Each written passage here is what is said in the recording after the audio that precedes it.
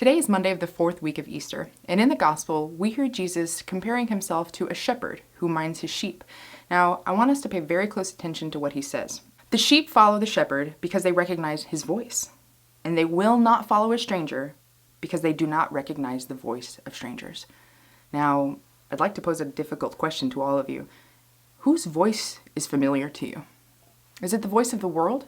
The media or social media, Netflix, TV, friends, the news? Whose voice is at the back of your mind, forming your decisions, packing in the fear, putting ideas that are not of heaven into your mind all the time? Or is the voice that's most familiar to you the voice of the Lord?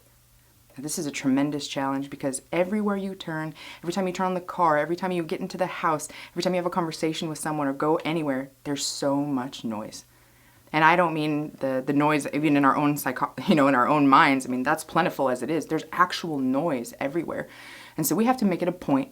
We have to make it a very important and intentional part of our lives to enter into the quiet.